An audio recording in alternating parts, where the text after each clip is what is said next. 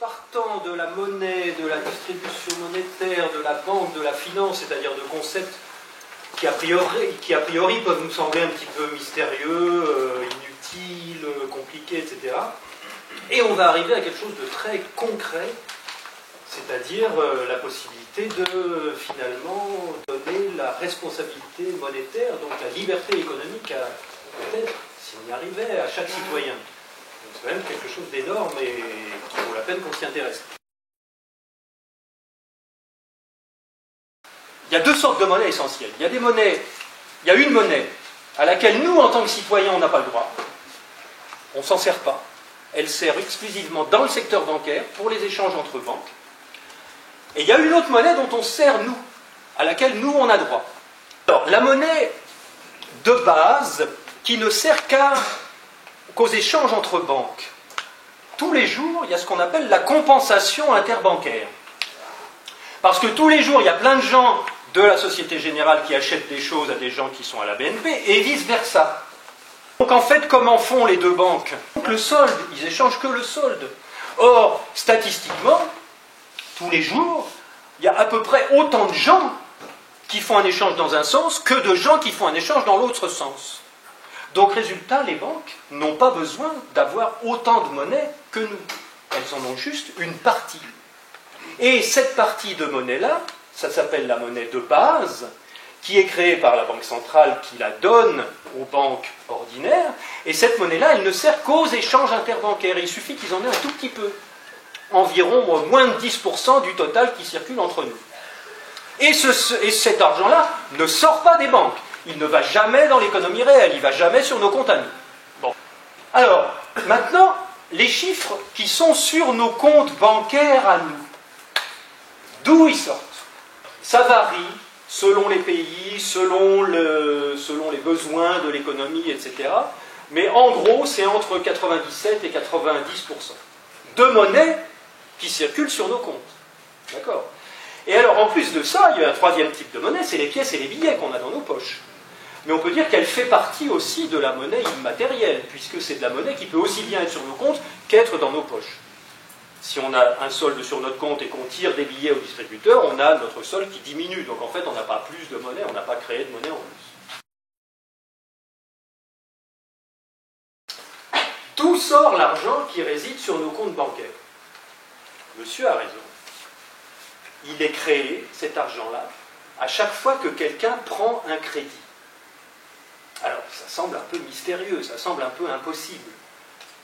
Et donc la question qui tue, c'est celle-ci. Vous allez imaginer que vous êtes à un repas du dimanche midi, par exemple, et il y a votre belle-sœur qui est là, et qui vient de signer un compromis pour acheter un petit studio à 100 000 €, par exemple. Et donc c'est dimanche, tout va bien, elle vient d'avoir son crédit, tout ça, elle a acheté son studio. Et la question qui tue, enfin qui va vraiment être embêtante, qui risque de ruiner le déjeuner du dimanche midi, c'est que vous allez dire à votre belle-sœur, quand tu es allé à la banque lundi pour chercher tes 100 000 €, pour acheter ton studio, et que tu es arrivé le lundi matin, ton banquier, tu lui avais téléphoné, il avait fait la simulation, il t'avait dit, bon voilà, dites-moi vos feuilles de paye, dites-moi vos revenus, etc. Donc bon, ça va, vous avez un bon job, sécurité de l'emploi, tout va bien. Vous venez avec votre dossier lundi matin, et normalement, on vérifiera sur l'ordinateur, mais normalement, votre crédit doit passer, vous devez avoir vos 100 000 €, il n'y a pas de problème.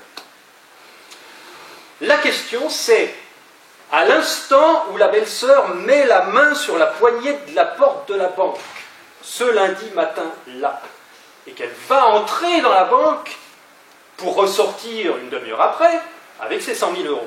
À cet instant-là, quand elle ouvre la porte, où sont les 100 000 €? Ils sont nulle part. Mais alors, vous allez me dire, comment fait le banquier pour faire ce tour de magie? Parce que c'est quand même un tour de magie de pouvoir créer 100 000 € de plus. C'est ça dont on parle. La base est simple.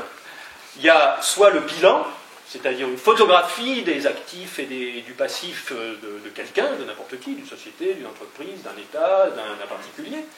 Et il y a le compte de résultat. Le compte de résultat, c'est les entrées et les sorties, les recettes et les dépenses, c'est un flux. Et le bilan, par contre, c'est une photographie.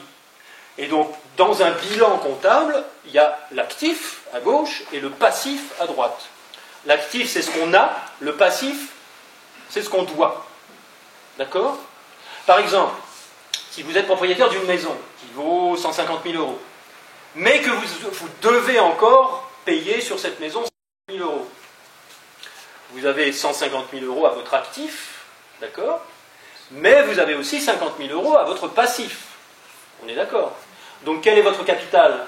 Votre vrai capital? 100 000 euros. C'est 100 000, c'est la différence entre les deux. Et le capital, on l'inscrit ici au passif aussi.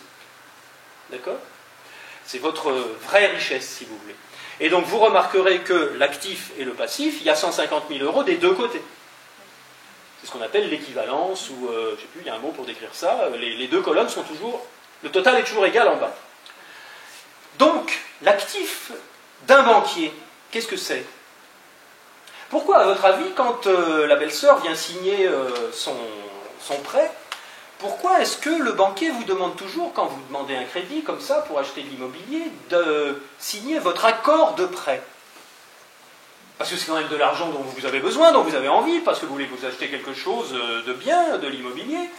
Et évidemment, vous le signez, puisque c'est vous qui le demandez, il n'y a pas besoin de signer. Donc, à votre avis, pourquoi est-ce que le banquier vous fait signer un accord de prêt? Qu'est-ce que c'est? Pourquoi c'est important? Votre signature. C'est le droit, oui. Mais la question, c'est à partir du moment où vous mettez votre signature sur ce document, que devient ce document-là, cet accord de prêt? Une reconnaissance de dette. Il devient une reconnaissance de dette. Exactement. Une reconnaissance de dette, ça a la valeur que l'emprunteur, le débiteur, s'est engagé à rembourser. Et donc là, dans l'histoire de la belle-sœur, elle s'est engagée à rembourser en signant. Elle s'est engagée à rembourser 100 000 euros au banquier. Et donc, comment elle va faire pour trouver 100 000 euros? Il va falloir qu'elle travaille, qu'elle touche son salaire, ou si elle est commerçante, qu'elle vende des choses, qu'elle produise quelque chose, qu'elle produise de la richesse. Par son travail, parce qu'elle a un patron qui la paye pour passer du temps à travailler pour lui, ou bien parce qu'elle achète des choses et elle les revend plus cher, ou parce qu'elle fabrique des choses elle-même. Donc il va falloir qu'elle bosse. C'est ça la valeur. Mais c'est de la valeur future. Or, le banquier, pour lui, étant donné que cette reconnaissance de dette-là, où il y a écrit que madame machin s'engage à rembourser 100 000 euros. On ne parle que du capital, on ne parle pas des intérêts pour l'instant. Elle s'engage à rembourser 100 000 euros sur 20 ans, par exemple. Ces 100 000 euros-là, ils ont de la valeur pour le banquier. Donc, ça lui appartient. Elle lui a donné sa signature, elle s'est engagée, elle a signé. Et donc, c'est cela qui autorise le banquier à mettre ces 100 000 euros-là à son actif. Vous me suivez? Bon. Donc, à partir de là, comme il sait qu'il va avoir 100 000 euros, il peut, lui, c'est son privilège de banquier. Et on peut dire, comme c'est vraiment un privilège, comme il est le seul à avoir cette possibilité-là dans toute la société, et toutes les banques possèdent ce privilège-là dans toute la société, il peut, ayant 100 000 euros à son actif, il peut inscrire 100 000 euros au passif. Et même, il doit inscrire 100 000 euros au passif. À son passif à lui, la banque. Et donc, ces 100 000 euros-là, le banquier, il crée simultanément un actif et un passif, grâce à l'engagement de la belle-sœur, et son passif, ici, c'est ça qu'il met le jour même à l'actif de la belle-sœur. Ce qui fait que la belle-sœur, qui la veille était à 0 pile poil, elle n'avait pas un sou, le lendemain, quand elle regarde son compte, elle a 100 000 euros de plus. Le lapin est sorti du chapeau. D'accord? Qu'est-ce qu'elle va faire le lendemain? Elle est toute contente, elle a 100 000 euros de plus sur son compte en banque. Donc, qu'est-ce qu'elle fait? Elle avait déjà tous ses devis pour rénover son studio. Qu'est-ce qu'elle va faire, la belle-sœur? Elle va voir le gars qui va lui faire sa cuisine, elle lui fait un chèque de 5 000 euros d'un compte pour la cuisine, elle va voir le carreleur, elle lui fait un chèque pour aller acheter le carrelage chez Point P, elle va voir le plombier qui va acheter ses tuyaux, etc. Vous me suivez? Bon, donc, ces 100 000 euros-là, elle va les dépenser petit à petit pour rénover son bien ou pour acheter sa maison.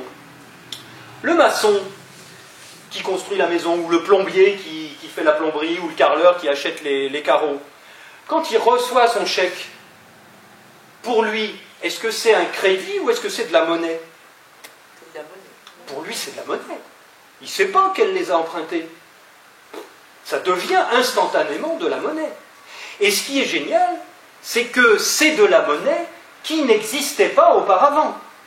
On est bien d'accord. Alors, il y a des gens qui disent, ce raisonnement est faux parce que la monnaie ne peut pas créer de richesse. Les économistes, souvent, disent ça pour réfuter cette analyse-là. Bien sûr que ce n'est pas la monnaie qui crée de la richesse. C'est l'inverse. C'est de la richesse potentielle qui ne trouvait pas à s'exprimer sous forme de transaction, qui est maintenant monétisable. Est-ce que vous me suivez? N'empêche que le fait d'avoir rajouté de la monnaie dans l'économie permet de nouvelles transactions et donc permet que tout le monde ait plus d'activité.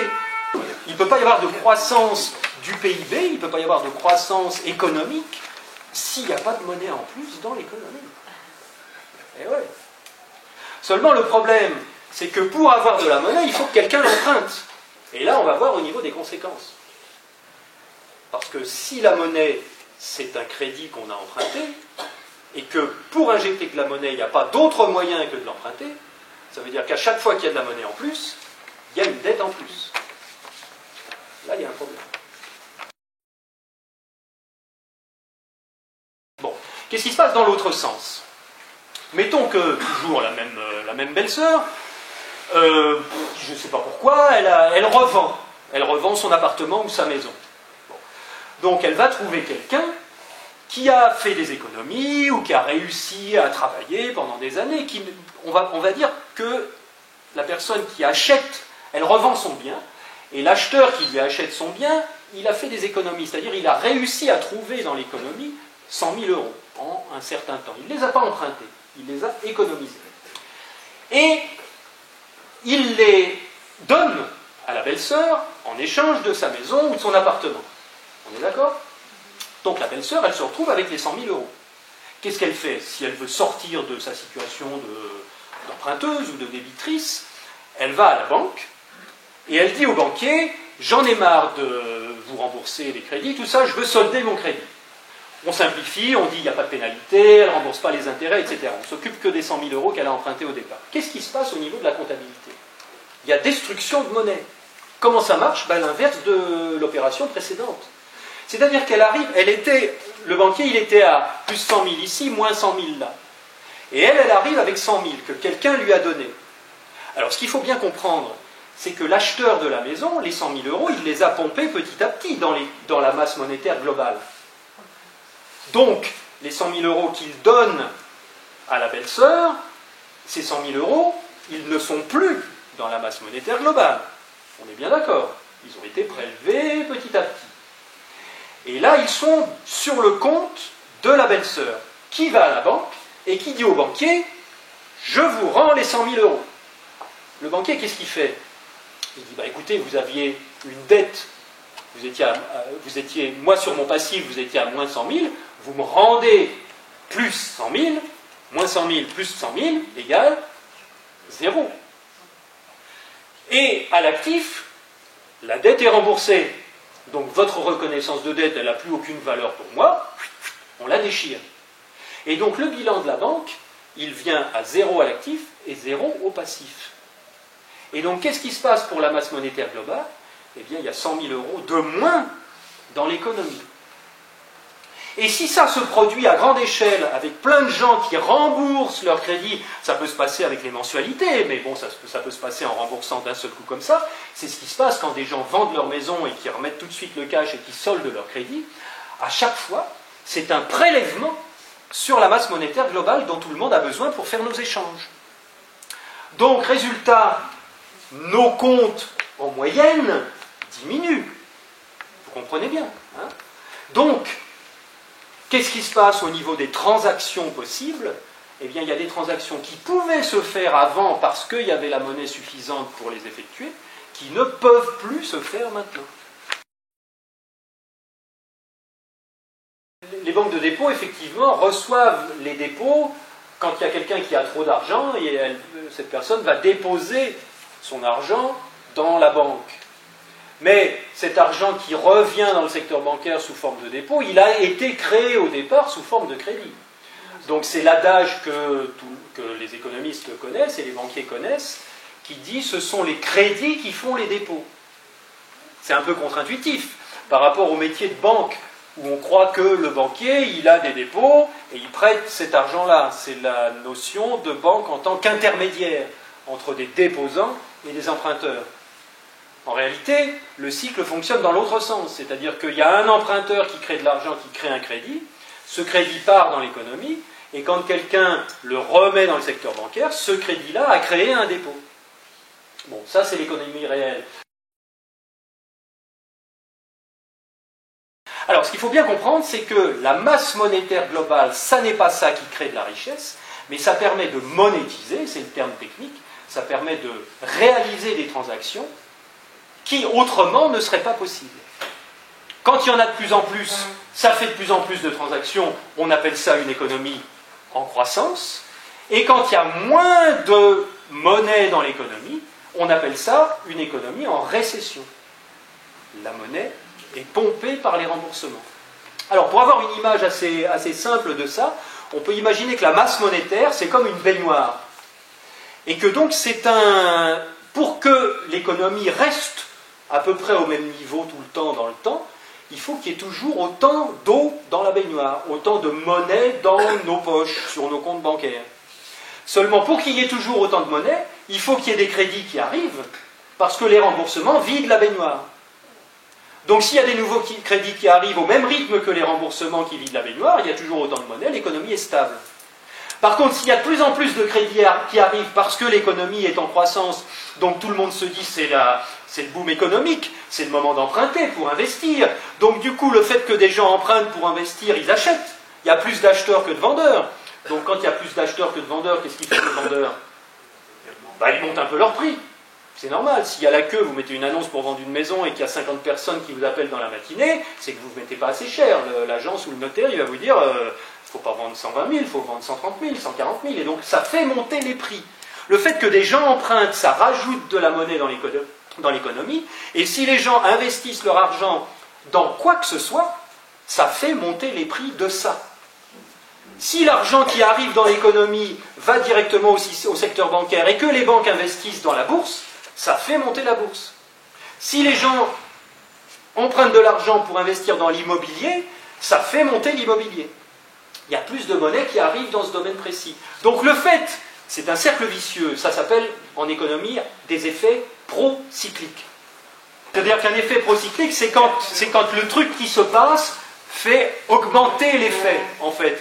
Je ne sais pas, quand on roule sur le verglas ou sur la neige et qu'on fait un petit écart, si on ne corrige pas immédiatement, l'effet s'amplifie. Le fait d'avoir fait un petit écart va faire augmenter le dérapage. Bon, là c'est pareil, un effet procyclique, c'est-à-dire que le fait qu'il y ait des emprunts nouveaux qui font de la monnaie supplémentaire dans l'économie, quand c'est investi dans l'immobilier, ça fait monter l'immobilier. Mais le fait que l'immobilier monte donne envie aux banques de prêter plus et donne envie aux particuliers d'emprunter plus. Et donc le fait d'emprunter plus et d'injecter de la monnaie dans l'économie, ça fait monter le prix de l'immobilier. Comme le prix de l'immobilier monte, ça donne envie d'emprunter plus et ça fait monter l'immobilier. C'est un effet procyclique. C'est un cercle vicieux. Par contre, une fois que tout le monde est endetté, et une fois que tout le monde a acheté, en fin de boule de neige, si vous voulez, quand on a endetté même les populations les plus pauvres, en leur disant, c'est pas grave, de toute façon, l'immobilier augmente. Dans 2 ans, même si vous n'arrivez plus à payer, vous revendrez votre maison, elle vaudra 20% plus cher. Vous la revendez, vous soldez votre crédit, vous gardez la différence. La vie est belle. Bon, quand tout le monde est endetté à ce niveau-là, où y sont les acheteurs? Il n'y en a plus, évidemment. Donc il y a un moment où les derniers rentrés, ils n'arrivent pas à payer leur crédit.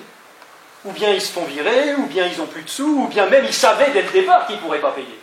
Ils pourraient payer seulement si l'immobilier continue à monter. Ils pourraient habiter dans leur maison 2-3 ans, revendre et solder leur crédit.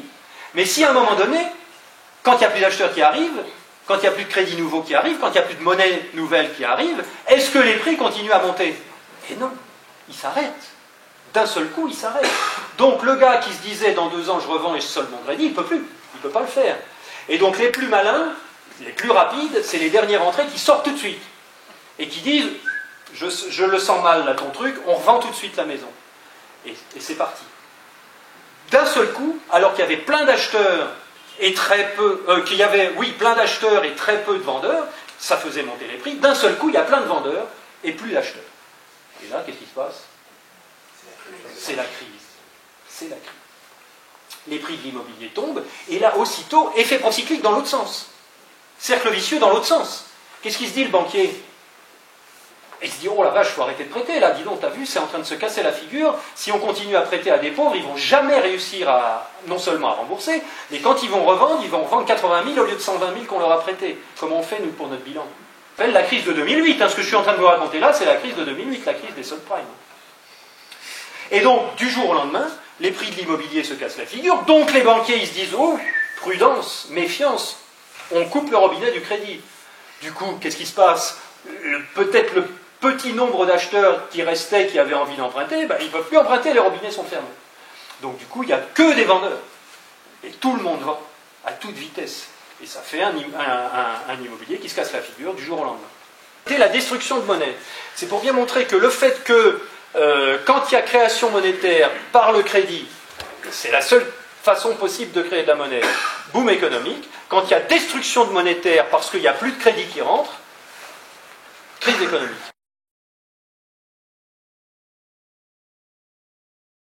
Bon, d'abord, la première conséquence, enfin le premier truc vraiment qui ne va pas, c'est que à quoi ça sert la monnaie normalement? C'est un outil qui sert à quoi? À faire des échanges.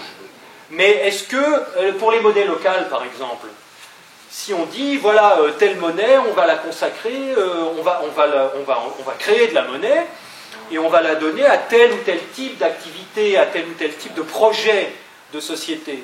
Est-ce que ce n'est pas normalement un des critères principaux de la démocratie, des décisions communes, de dire on va investir ici plutôt que là? On va investir, on va se concerter, on va voter, ou on va décider ensemble, et on va investir dans tel domaine plutôt que dans tel autre. Est-ce que ce n'est pas un peu ça aussi l'outil monétaire? Oui ou non? Oui. Eh oui. Or là, qu'est-ce qui se passe? Qui décide où va la monnaie? Si vous me dites personne, je vais dire oui, en gros personne. Mais on peut dire que c'est chaque banquier, à chaque fois qu'il autorise ou pas un crédit, qui va décider de créer de la monnaie pour tout le monde, finalement. Puisque vous avez vu que le crédit, il circule, il est dépensé. Il devient de la monnaie commune. Et après, il circule, d'accord. Mais au départ, la décision, elle est prise par un banquier individuel. Et le banquier individuel, quels critères il utilise pour prendre sa décision? Est-ce qu'il utilise un critère, je vais dire un mot qui ne me plaît pas tellement, mais d'intérêt commun, par exemple? Disons qu'on se mettrait d'accord pour, je sais pas moi, faire une transition écologique, financer les panneaux solaires, n'importe quoi. Est-ce qu'il prend sa décision suivant ces critères-là? Évidemment pas du tout. En gros, un banquier, quand il décide de créer de la monnaie pour un emprunteur, il a 2 critères. Est-ce que c'est rentable? Et est-ce que c'est sûr? Est-ce que c'est dangereux ou pas? Je pense que quand un monsieur, derrière son bureau, décide, en général, souvent d'ailleurs, je crois que c'est les ordinateurs maintenant qui décident, qui font les analyses, mais bon, il y a quand même une prise de décision quelque part. Même l'ordinateur, c'est quelqu'un qui le programme. Et donc, quand un financier prend la décision de prêter ou de ne pas prêter, d'accorder un crédit ou de ne pas accorder un crédit, il agit finalement en bon père de famille. Il pense à ses gamins, il pense à sa famille, il pense à son job, il pense à son employeur, et il prend une décision rationnelle de son point de vue. C'est-à-dire qu'il se dit, bon ben voilà, si je prête de l'argent à quelqu'un qui va construire une maison avec, je fais signer l'hypothèque sur la maison. Si par hasard, par malheur, ils n'arrivent pas à rembourser leur crédit ou qu'il leur arrive malheur, j'ai toujours la garantie de la maison que je peux saisir, j'ai une hypothèque dessus. Bon. Donc il a une garantie. Et donc entre ce choix-là et choisir de prêter 10 000 € à un jeune qui veut s'acheter un camion pour aller vendre des frites sur les marchés, le gars, il ne réfléchit pas à deux fois. Il sait qu'il a bien plus intérêt de prêter 100 000 euros à quelqu'un où il va avoir une garantie immobilière que de prêter 10 000 euros à un jeune qui va acheter un camion, qui va tomber en panne au bout de 8 jours, et on aura beau saisir le camion, il n'y aura jamais la valeur. D'accord?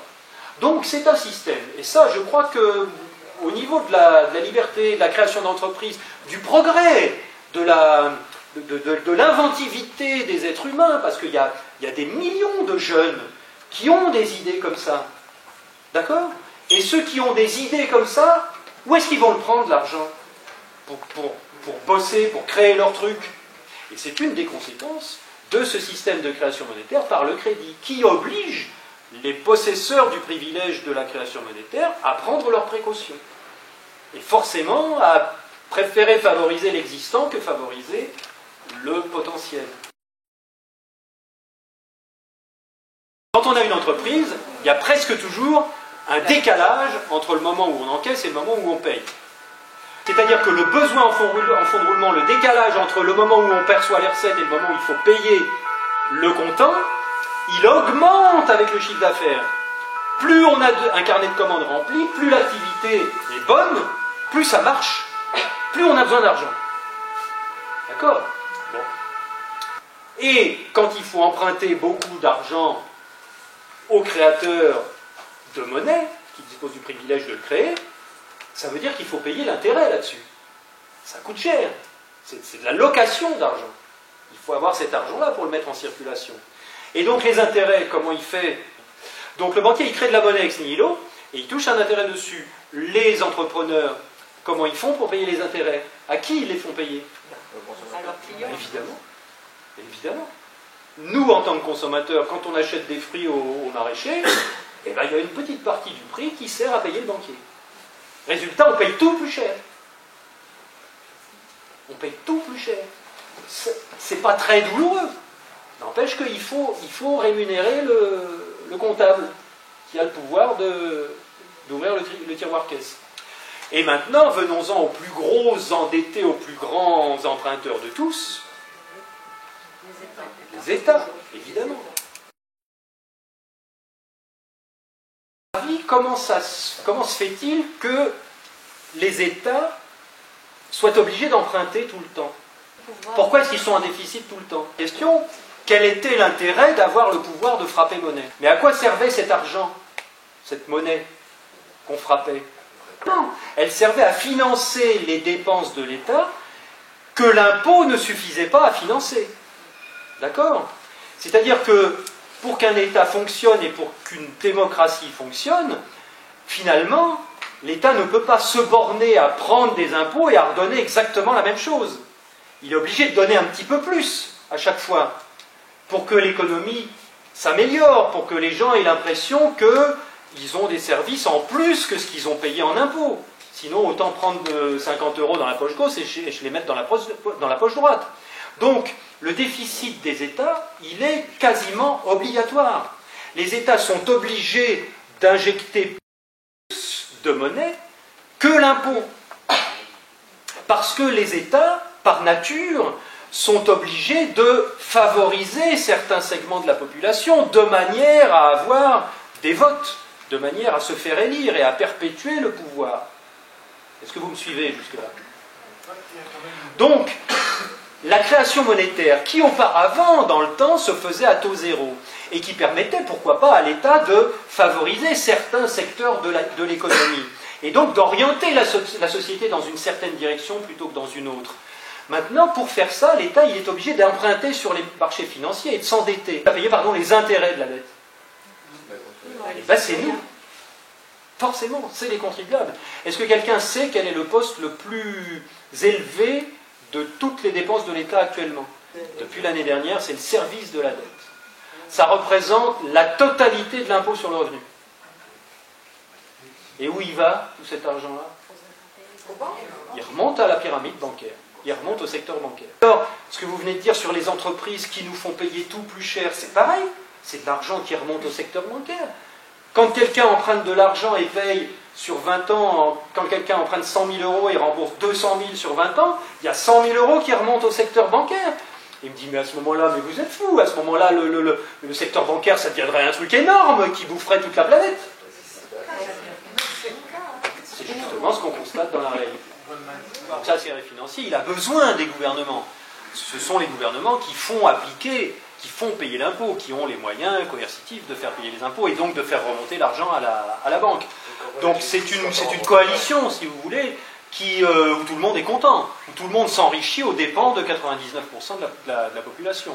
Ça fait 400 ans, 500 ans qu'il y a une concurrence permanente entre le secteur bancaire et financier d'une part et les États d'autre part sur le contrôle de la création monétaire. Parce que c'est une poule aux œufs d'or extraordinaire. Et donc le fait de disposer du pouvoir de la création monétaire permet de financer tout l'arsenal de la contrainte fiscale, la police, les prisons, les armées, etc., qui sont indispensables pour que les populations obéissent et payent l'intérêt au secteur bancaire. Et donc c'est une coalition qui fonctionne très bien, mais qui se met en place depuis des siècles, petit à petit, très progressivement et très doucement, et qui peut-être là, dans les années ou dans les générations qui viennent, arrive à son terme. Peut-être que c'est un système, si on en prend conscience tous autant qu'on est, qui va devenir indéfendable d'un point de vue moral, d'un point de vue éthique.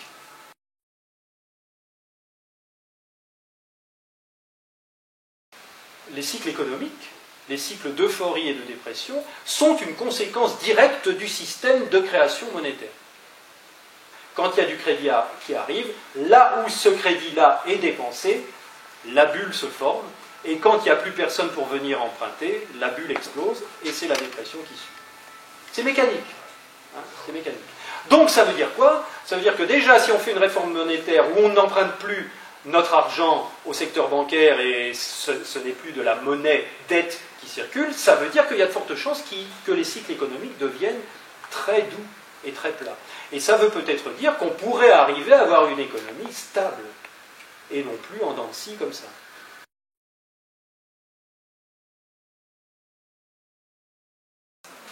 Donc on est obligé, simplement pour conserver la même masse monétaire, de payer des intérêts en permanence. Donc finalement, qu'on soit particulier, on a nos propres crédits à payer, nos propres intérêts. Qu'on soit simple consommateur, on paye tout plus cher pour que les entreprises puissent payer leurs intérêts. Et quand on est juste simplement contribuable, quand on n'a pas de crédit personnel et qu'on n'achète rien, il faut quand même payer nos impôts pour que l'État puisse payer les intérêts de sa dette. Donc finalement, si on peut penser, on peut se dire, bah oui, mais moi j'ai pas de crédit, donc je ne suis pas concerné, en fait on est concerné aux autres niveaux aussi. C'est-à-dire on est concerné au niveau de notre pouvoir d'achat parce que tout est plus cher, et on est concerné en tant que contribuable parce qu'il faut payer les intérêts de la dette de l'État. Donc collectivement, on est tous endettés, et collectivement, on n'a jamais assez d'argent pour payer les intérêts. Alors, c'est pas étonnant qu'à tous les niveaux, on vive dans une société où on est toujours en concurrence et en compétition pour trouver de l'argent. Pourquoi? Parce qu'il n'y en a jamais assez. Parce qu'il n'y en a jamais assez, parce qu'il y a une pompe en permanence qui pompe les intérêts tout le temps, et que s'il n'y a pas de nouveaux emprunteurs qui arrivent, il n'y a pas assez d'argent pour payer tout ça. Donc, résultat, même en famille, dès que ça parle d'argent, ça rigole plus. Parce que si toi t'en as, ça veut dire que moi j'en ai pas, il m'en manque. Parce qu'il faut quelque part que je les rende, que je les paye. Et si moi j'en ai, ça veut dire que si je peux les rendre, c'est que toi t'en as moins. Donc on est en concurrence permanente. Donc on peut se dire que il est difficile d'avoir une société où les gens soient solidaires, soient généreux les uns avec les autres, quand il s'agit d'une société où l'élément fondamental de nos échanges et de nos vies est en manque permanent. Ce qui voudrait peut-être dire que si on réforme complètement la monnaie et qu'on en fait un bien commun qui arrive en quantité plus harmonieuse dans l'ensemble de la société, peut-être qu'on aurait une société différente. Donc on est dans une société, à cause d'un système monétaire, vous allez me dire, la monnaie, il n'y a quand même pas que ça. Non, il n'y a quand même pas que ça, mais ça a des conséquences phénoménales sur l'ensemble de notre société. Donc, avec ce système de ponction d'un côté et de rémunération de l'autre, on se retrouve avec des populations où les gens qui n'ont pas assez d'argent en dépensent plus que les gens qui en ont trop. Et donc forcément, on se retrouve avec une société où il y a de plus en plus de pauvres qui sont de plus en plus pauvres et un petit nombre de riches qui s'enrichissent de plus en plus. Donc on se retrouve avec une société où la classe moyenne disparaît au profit d'une classe riche qui s'enrichit de plus en plus mécaniquement et d'une classe pauvre qui s'appauvrit de plus en plus, et ça c'est mécanique. Alors si c'est comme ça, si les banques ont plein d'argent, comment ça se fait, si elles peuvent créer de l'argent tout le temps, comment ça se fait qu'elles peuvent se tomber en faillite par moment?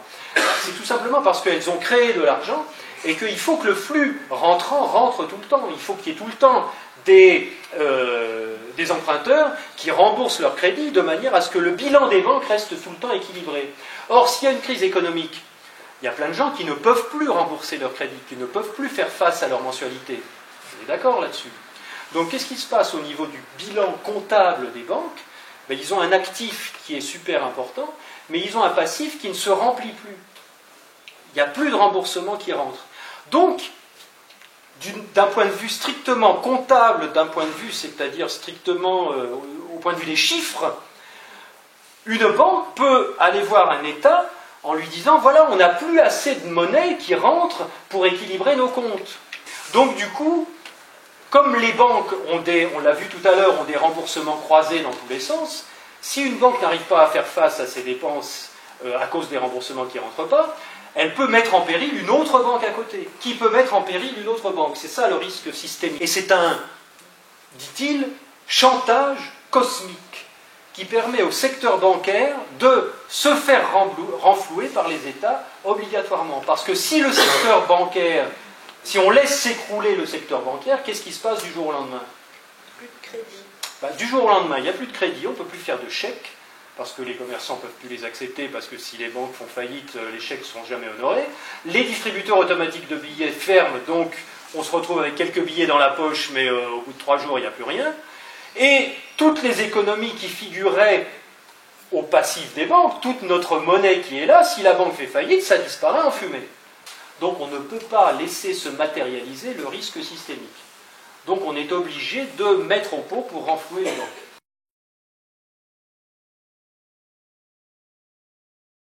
Donc il y a des agences locales qui font des crédits à des particuliers. Il y a des agences, je dirais, régionales ou départementales qui font des crédits à des grosses entreprises.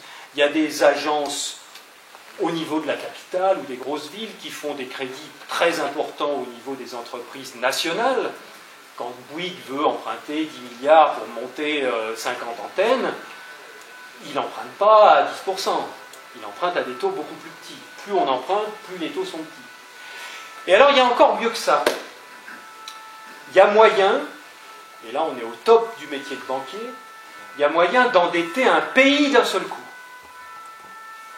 Et là, ça se passe au niveau supérieur, au niveau du FMI et de la Banque mondiale.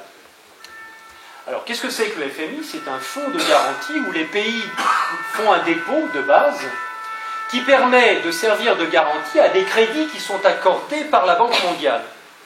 Et donc, je vous explique comment ça se passe. Et vous allez voir que là, on a devant nous un moyen extraordinaire de, piller les ressources dont on a besoin pour conserver le niveau de vie des pays occidentaux, et de endetter des pays tout entiers, et donc pour le système bancaire et financier mondial, d'avoir une source de revenus permanente et une source de ressources permanente. Le FMI et la Banque mondiale vont voir des pays où il y a des ressources intéressantes, comme disait monsieur tout à l'heure, de l'uranium, du pétrole, des choses dont on a besoin pour faire fonctionner nos économies occidentales, et leur dit, voilà, vous avez des ressources dans votre sous-sol, mais comment pouvez-vous les exploiter? Vous savez que vous avez de la richesse dans votre sous-sol, mais comment vous allez faire pour les exploiter, pour profiter de cette richesse-là? Parce que nous, on en a besoin de votre uranium, on en a besoin de votre pétrole, on aimerait bien vous en acheter, mais vous n'avez pas de puits de pétrole, vous n'avez pas de port, vous n'avez pas d'autoroute, vous n'avez rien pour les exploiter, donc comment on fait?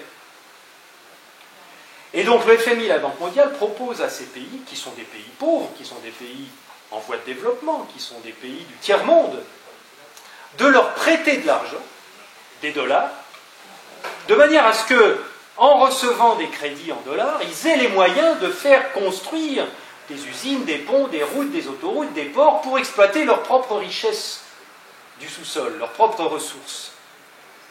Mais il y a un petit truc dans le contrat de prêt. Parce que dans ces pays-là, il n'y a pas de Bouygues, il n'y a pas de Dassault, il n'y a pas de Halliburton, la plus grosse entreprise de bâtiment des États-Unis. Donc il n'y a pas d'entreprise, il n'y a pas d'activité économique dans les pays du tiers-monde. Donc, l'argent du prêt, il est prêté à condition que le pays du tiers-monde fasse construire les infrastructures dont il a besoin. Par qui? Par les entreprises des pays occidentaux. Alors, qu'est-ce que ça donne au niveau monétaire? Eh bien, on a une institution qui s'appelle la Banque mondiale, qui crée ex nihilo de la monnaie, en dollars, pour l'envoyer dans un pays du tiers-monde. Et avec ces dollars-là, qu'on vient de lui prêter, qu'on vient de lui créer, le pays du tiers-monde peut payer des entreprises occidentales pour venir lui construire des infrastructures chez lui. Vu du point de vue des entreprises occidentales, comment ça s'appelle, ça? Envoyer des entreprises pour aller travailler à l'étranger. C'est l'exportation. On exporte des services. D'accord? On exporte du matériel, on exporte des choses pour aller fabriquer des routes, etc. Donc il y a un truc génial au point de vue monétaire. Ces milliards-là qui reviennent dans le pays occidental sous forme de salaire pour les ouvriers, est-ce qu'il a été créé par un endettement du pays occidental? Non. Il arrive dans l'économie libre de dette. On est d'accord là-dessus. Hein? Mais qui paye la dette? C'est le pays du tiers-monde. Donc on a un système de création monétaire qui a tous les avantages, c'est-à-dire qu'il y a de la monnaie libre de dette qui arrive dans l'économie du pays occidental, qui permet de financer l'activité, de faire tourner l'économie, et c'est le pays du tiers-monde qui paye la dette, qui doit le reste, qui doit le double. Et donc à ce moment-là, comment ils vont faire pour payer? Ben là, c'est très facile d'aller prendre leurs ressources et de leur dire, ben non, on vous l'achète moitié prix, puisque vous nous devez plein d'argent. Donc c'est un système qui nous permet d'avoir le niveau de vie qu'on a, mais au détriment de toutes les populations. Donc forcément que les pays du tiers-monde, ils ne sont pas prêts de s'enrichir, ils ne sont pas prêts d'avoir le niveau de vie qu'on a. Si on continue avec ce système-là.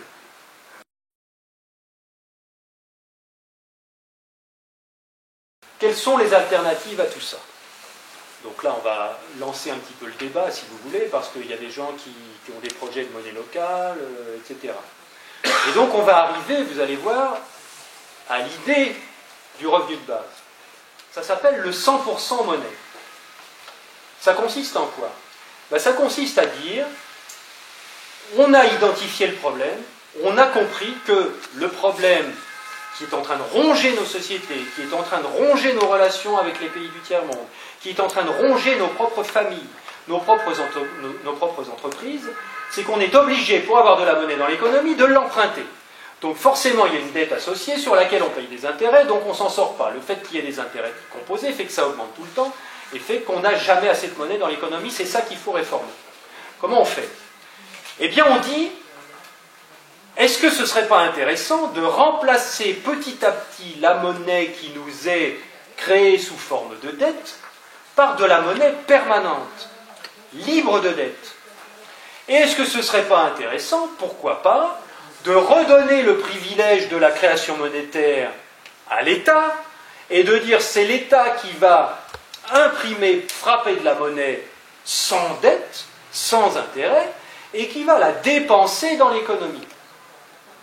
Bon, si on fait ça et que cette monnaie est dépensée dans l'économie, elle va, comme disent les économistes, percoler dans l'économie et tout le monde va finir par en avoir un petit peu, ce qui va permettre à chacun, éventuellement, de rembourser la dette dont il est lui-même responsable. Si c'est un particulier, il va payer son crédit avec cette monnaie qui est émise libre de dette. Si c'est une entreprise, elle va payer petit à petit son crédit. et recevoir en échange de la monnaie libre de dette. Et l'État lui-même peut se financer à taux zéro. Donc il y a des propositions dans le monde entier maintenant qui consistent à dire les banques, entre elles, échangent de la monnaie de base qui est pratiquement émise à taux zéro actuellement par la Banque centrale. Mais cet argent-là, cette monnaie de base, elle ne la dépense pas dans l'économie. Donc on pourrait dire, pourquoi ne pas laisser cette monnaie-là se diffuser dans l'économie de manière à pouvoir rembourser petit à petit la dette existante et au bout du processus, avoir seulement de la monnaie permanente, non soumise à un intérêt, qui immédiatement pourrait permettre à la société dans son ensemble de respirer. Et qui pourrait permettre d'éviter aux gens d'emprunter, parce que le fait qu'il n'y aurait plus d'intérêt à rembourser, forcément ça permettrait de se remettre à faire des économies, à faire de l'épargne, comme avant, comme dans le temps. Si vous vous souvenez, les plus anciens, on arrivait à faire des économies, à mettre des sous de côté, mais maintenant, je ne sais pas vous, mais moi, je suis plutôt en train de dépenser mes économies que d'en faire. Il y a d'autres propositions qui consistent à dire créons des monnaies locales, de manière à relancer l'économie au niveau local. C'est très intéressant, seulement le problème c'est que pour l'instant, la monnaie officielle, on est obligé d'en avoir et d'utiliser parce qu'il faut payer les intérêts de la dette avec et que l'État n'accepte rien d'autre que la monnaie officielle. Donc les monnaies locales pourraient fonctionner dans la mesure où on aurait le droit de payer nos impôts avec, éventuellement. Bon. Donc on pourrait, déjà ça serait un progrès énorme de dire on redonne la création monétaire à l'État à taux zéro, ça serait déjà un progrès. Bon. Mais si on pousse le raisonnement à son terme, on pourrait dire aussi on va distribuer la monnaie au niveau des régions. Et on va laisser les régions décider où elles vont donner la monnaie pour le profit de la région. Mais on pourrait dire aussi on va décider de donner la monnaie au niveau des départements. Et on va donner la possibilité aux départements de décider où ils vont dépenser leur argent. Ça s'appelle le principe de subsidiarité. C'est-à-dire donner la responsabilité des décisions au niveau le plus petit possible de l'intérêt de la décision. Donner à une commune la décision, est-ce qu'on fait un rond-point au carrefour là-bas ou pas? Plutôt que ce soit un technocrate du ministère des Transports qui décide ça. Donc si on pousse ce raisonnement au bout de la réflexion, quel est le niveau le plus fin de subsidiarité? C'est l'individu.